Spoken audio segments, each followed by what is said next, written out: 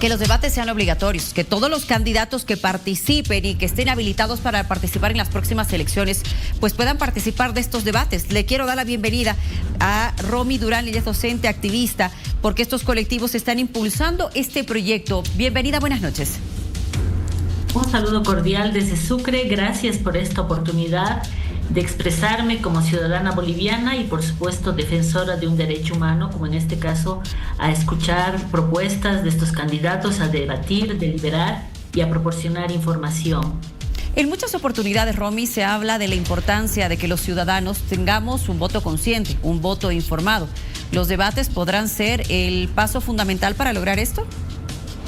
Por supuesto que sí, de hecho he suscrito mi apoyo a un pronunciamiento que hemos hecho como sociedad civil, varios defensores de derechos humanos, como también instituciones, organizaciones, para apoyar el proyecto de ley que ha presentado el Tribunal Supremo Electoral referido a la modificación de la ley número 26. Entonces, en esa línea yo quisiera expresar y reitero el agradecimiento por este espacio y la oportunidad, que mi preocupación, por ejemplo, está enfocada y respaldada por unos resultados de investigación que hemos obtenido el año pasado en una investigación que ha sido financiada por la Universidad San Francisco Javier de Chuquisaca, donde yo soy docente y he trabajado con estudiantes jóvenes universitarios, y ahí hemos visto la gran necesidad de visibilizar la necesidad de contar con información democrática para los jóvenes, ¿no? Y eso, apoyar esta modificación a la ley implica ello, ¿no? Es decir, que tenemos que actuar desde donde estamos. Considero que es importante darle más acento a nuestra participación democrática. Es cierto que muchos somos bolivianos y bolivianas, pero en el caso de los jóvenes, por ejemplo, ellos tienen el ejercicio de su ciudadanía, o bueno, son considerados ciudadanos a partir de los 18 años de edad, donde van a tener la obligación de ir a votar, pero más antes ellos decían que los invisibilizan, no los toman en cuenta. Entonces, ¿qué hacemos por ellos? Por ejemplo, considerando que son más de 2 millones de bolivianos jóvenes que van a votar posiblemente en estas elecciones del 2025, y así como ello numerosos datos en los que los asuntos democráticos, los asuntos que tienen que ver con nuestro ejercicio ciudadano por una parte, pero también el respeto a nuestros derechos humanos de participar, no solo de pertenecer, tienen que ver con este respaldo. Ahora, Romy, evidentemente, y a diferencia de otros países de la región, no voy a decir que todos, pero sí a diferencia de algunos, en Bolivia el voto es obligatorio. Y cuando nosotros los ciudadanos no acudimos a emitir nuestro voto, tenemos sanciones, restricciones, multas, en fin. Entiendo que más o menos la premisa es esa, que también los candidatos puedan tener una responsabilidad o tener la obligación de poder conversar con la población en general sobre sus propuestas y debatir.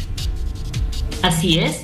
Tenemos que actuar equitativamente. A nosotros, desde los 18 años en adelante, tenemos no solo el derecho y la obligación a votar, lo has dicho, pero además nos controlan, ¿verdad? No podemos hacer transacciones financieras durante los 3 meses si no presentamos nuestra boleta de sufragio, por ejemplo. Eso está ocurriendo en este momento.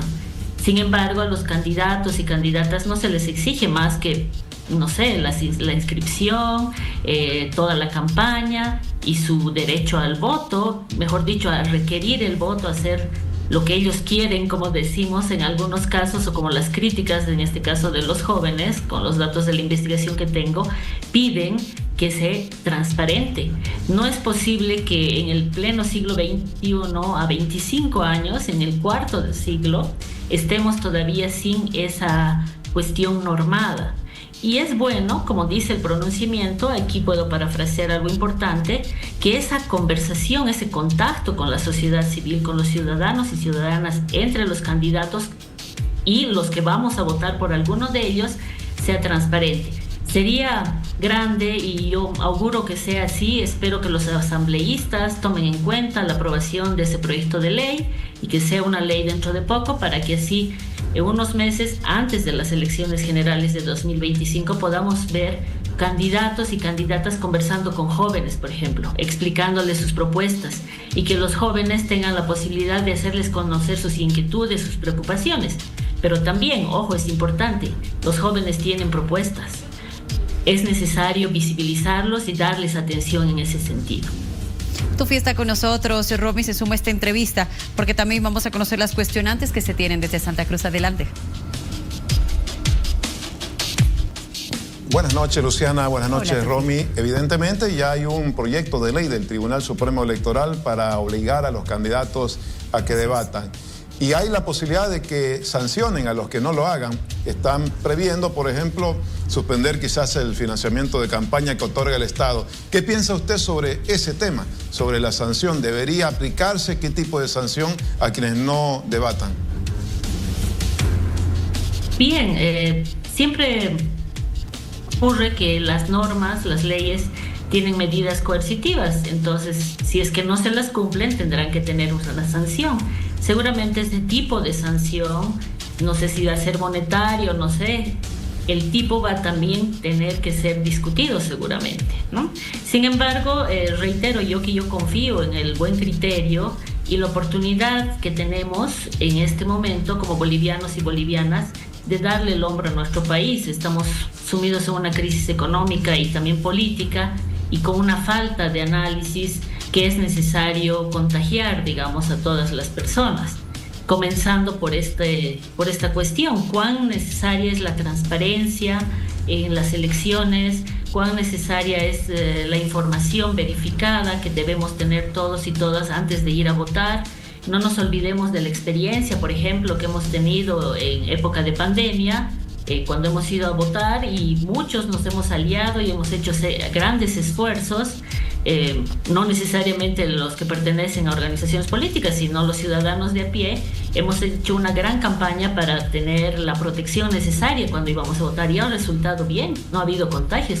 ¿Esto qué quiere decir? Que la unión hace la fuerza, pero además de ello, en este caso, tenemos que promover, motivar, impulsar desde donde estamos, reitero, una acción ciudadana participativa, comprometida con un derecho democrático que nos permita tener información. ¿Qué ofrece tal candidato?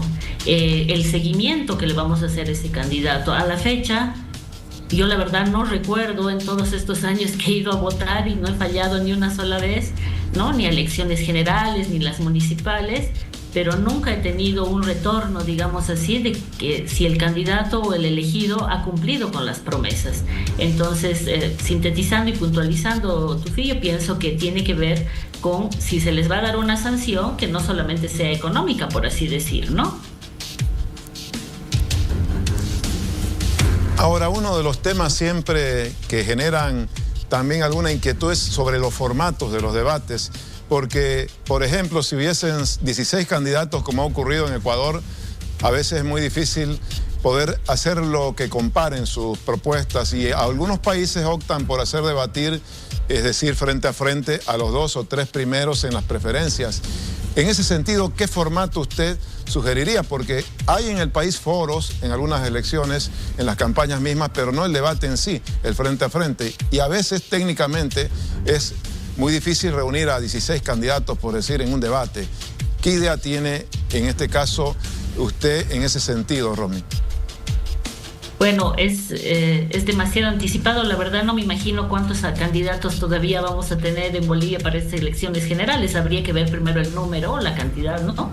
Pero yo voy más, me inclino más porque si son muchos, por así decir, si son más de 6 candidatos, que se parta el debate, ¿no? Es decir, que haya primero 3 y luego 3. ¿Por qué? Porque es necesario escucharles. No solamente las propuestas, sino también a la ciudadanía, las preguntas que se les puede hacer.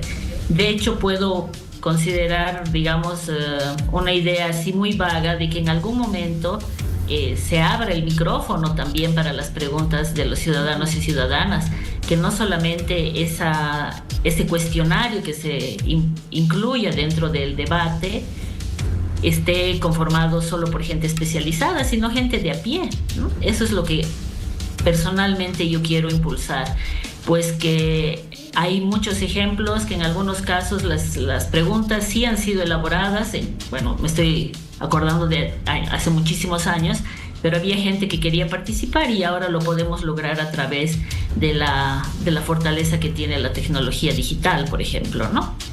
Imagino, Romy, que dentro de esta propuesta existirá alguna especie de normativa o de una guía de procedimientos, si vale el término, me explico. En muchas oportunidades, y lo hemos visto en elecciones pasadas, cuando se generan algunos espacios de debate, los candidatos, en vez de responder las cuestionantes que se plantean, se dedican a atacarse entre ellos mismos, ¿verdad? Y un vaivén de declaraciones y ataques, en fin. Y no se llega al fondo de la consulta, que de repente es lo que tú acabas de mencionar, es el interés de la población. Imagino que tendría que generarse también dentro de esta propuesta una normativa y un procedimiento para los debates. Totalmente de acuerdo, Luciana. Un protocolo que nos permita no solamente conocer las propuestas quizás en una primera fase, sino también las consultas, mejor dicho, las respuestas a las consultas de ciudadanos y ciudadanas en temas específicos.